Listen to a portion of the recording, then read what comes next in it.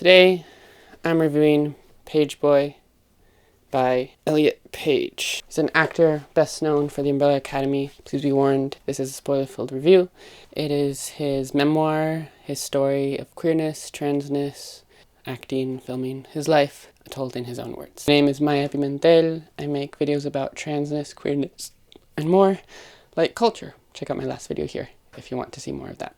Let's review the book. So just a brief little summary. His book covers everything from euphoria, dysphoria, the struggles of being perceived in the public as an actor, his relationship with his parents, his struggles with friends and lovers, being a moving star, and more. This book was a little tricky to read just because it was a book. I have a dyslexia, so I have trouble retaining information. I'll tend to skim things and not take it in.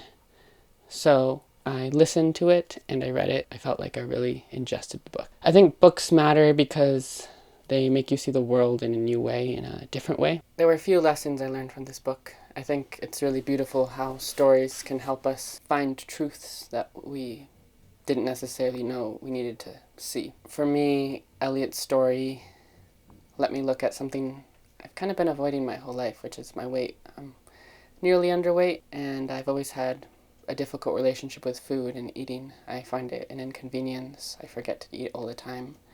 I'm getting better. Estrogen really helped with that.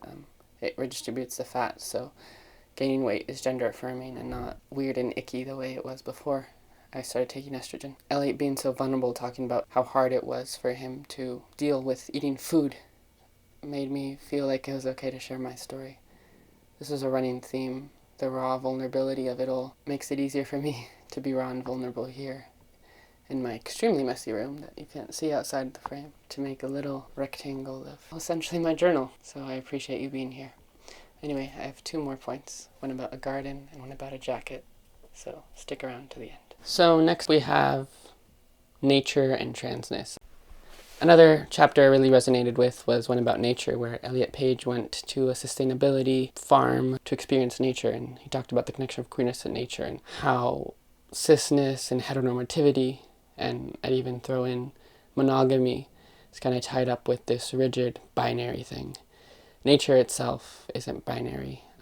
I'll link an article below by Sophie Strand talking about the gender nonconformity of fish. Anyway, nature lets everything and anything grow in the cracks. A city, in contrast, is a stiff thing. Everything's permitted, everything is regulated, everything is zoned.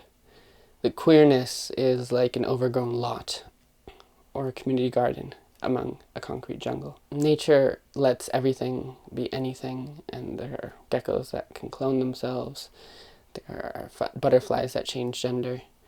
All these ideas of this is the way it has to be. Queerness invites us to leave the city, leave the conformity, leave the straight edges, leave the lines, and go live in the forest and watch how things grow everywhere, out of every crack, out of every fissure, and nothing is conformed to a certain thing without any pesticides. So letting everything grow, a beautiful diversity where all the in-betweens are welcome. And let everyone express themselves, crumbling away the city walls with strong roots of self-expression. Lesson number 3, the duality of a jacket. Towards the end of the book, there's a chapter where Elliot talks about the pandemic and going out in a mask and a jacket, how people would finally gender him correctly for the first time, seeing him as a boy, masculine, how they would call him sir. He talked about the euphoria that the jacket gave him and how he felt confident and happy seeing his reflection in the store windows as he walked by with his dog Mo,